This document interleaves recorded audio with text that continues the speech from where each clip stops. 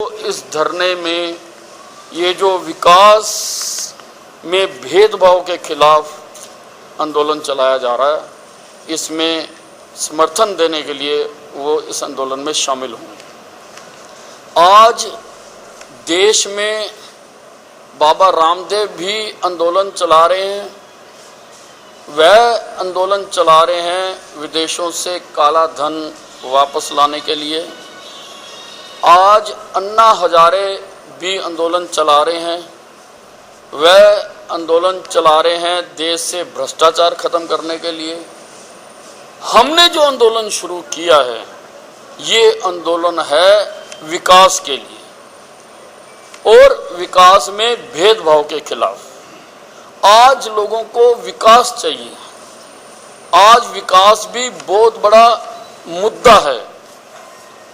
65 वर्षों की आज़ादी के बाद भी आज लोग मूलभूत सुविधाओं से वंचित हैं। लोगों को बिजली चाहिए, पानी चाहिए, नाली चाहिए, सड़क चाहिए व सफाई चाहिए। 65 वर्षों के बाद भी लोगों को ये चीज़ें नहीं मिल पा रही हैं। हमारा ये भी कहना है कि ये फंडामेंटल राइट्स में शामिल किया जाना चाहिए। इसके भी प्रयास करने चाहिए कि कम से कम लोगों को ये 5 चीज़ें, मुख्यमंत्री रोज कहते नहीं थकता कि हरियाणा नंबर 1, लेकिन इस हरियाणा नंबर 1 की भी 90% 70% जनता को आज ये मूलभूत सुविधाएं उपलब्ध नहीं है। ये फंडामेंटल राइट्स में भी शामिल किया जाना चाहिए। और हमारा ये भी कहना है कि सब हलकों में समान रूप से विकास किया जाना चाहिए। इस बात का भेदभाव नहीं किया जाना चाहिए कि कहां से कौन सी पार्टी का विधायक जीता है। वो रूलिंग का भी जीत सकता है, विपक्ष का भी जीत सकता है, कांग्रेस का भी जीत सकता है, भाजपा का भी जीत सकता है, इनेलो का भी जीत सकता है, बसपा का भी जीत सकता है। एमएलए किसी पार्टी का जीते, लेकिन उसका असर उस हलके के विकास पर नहीं पड़ना चाहिए। और हमारा ये भी साफ साफ कहना है कि 90 हलके हैं। सरकार का बजट का जितना पैसा है उसको 90 हिस्सों में आप विभाजित कर दो। जो हमारे हलके का हिस्सा बनता होगा, सरकार की स्थिति बहुत दयनीय है, हमें मालूम है, लेकिन 90 से भाग करके अगर हमारे हिस्से में 2 सड़कें आती होंगी, हम 2 से राजी हैं। लेकिन ये हमारा आंदोलन तब तक जारी रहेगा जब तक हमें हमारे विकास का हिस्सा नहीं मिल जाता। ये कहीं पर आप 100 करोड़ रुपया खर्च कर दो और कहीं पे 100 रुपये भी खर्च ना करो, ये अब नाइंसाफी ज़्यादा दिन तक चलने वाली नहीं है। ये पैसा लोगों का पैसा है। जब हम टैक्स बराबर देते हैं, जब हम वैट बराबर देते हैं, जब हमें बिजली बराबर दाम से मिलती है, जब हमें पानी बराबर दाम से मिलता है, जब हमारे पे हाउस टैक्स बराबर दाम से लगता है, तो फिर विकास का हिस्सा हमें बराबर क्यों ना मिले। विकास का हिस्सा हमें बराबर मिलना चाहिए। और जब तक ये नहीं मिल जाता, ये मुख्यमंत्री के घर का पैसा नहीं है, ये कांग्रेस पार्टी का पैसा नहीं है कि जहां वो चाहे जितना चाहे जाके घोषणा कर देते हैं, मैं इस हल्के में 1000 रुपये करोड़ देता हूं, इस हल्के में 500 करोड़ देता हूं। ये जो पैसा है, ये जनता के टैक्सों का पैसा है, ये जनता पर लगना चाहिए।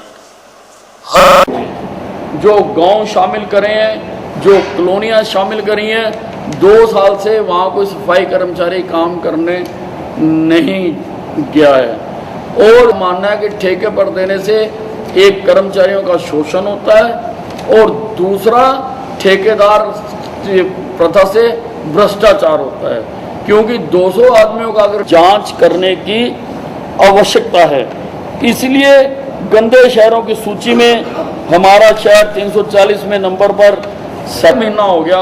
हमने 16 मार्च को उपायुक्त को ये सारा लिख कर दिया था और हमने बताया था कि बैन लगने की वजह से उसका लेवल ऊंचा हो गया है। थोड़ा सा भी पानी आएगा वो शहर में, जो शहर में नहीं है वहाँ तो चोरी हो रही है, वहाँ पर तो गहरा हो रहा है, लेकिन क्योंकि शहर में ठेके नहीं हो रहे हैं और वहाँ चोरी भी कम है, इसलिए प्रशासन नहीं कर रहा। बाढ़ से बचाने के लिए हमने रिंग बांध बनाने की बात कही थी, मेरे समय में वो मंजूर हो गया था। 8 करोड़ रुपए की लागत से बनना। वेस्ट मैनेजमेंट प्लांट लगने के बाद, करोड़ों रुपया खर्च होने के बाद वो बंद पड़ा है। उसका खर्च होने के बाद भी क्यों नहीं चालू हो रहा? कौन जिम्मेवार है?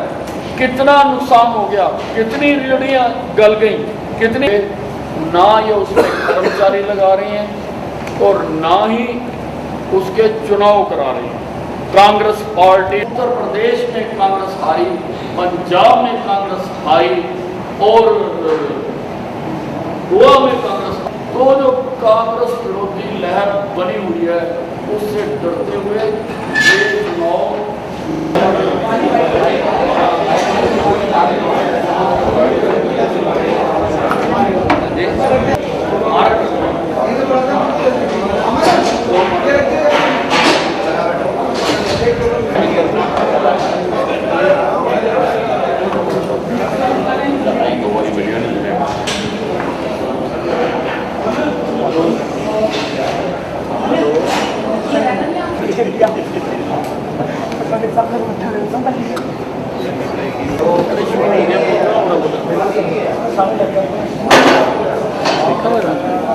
हाँ मित्रों, ये तो कटा रही आज का कार्यक्रम स्पेसिफिकली और मुख्य तौर से इसके लिए मैं आपका धन्यवाद करना चाहता हूँ। ये आंदोलन समाप्त नहीं हुआ है, ये शुरू को प्रातः 10 बजे से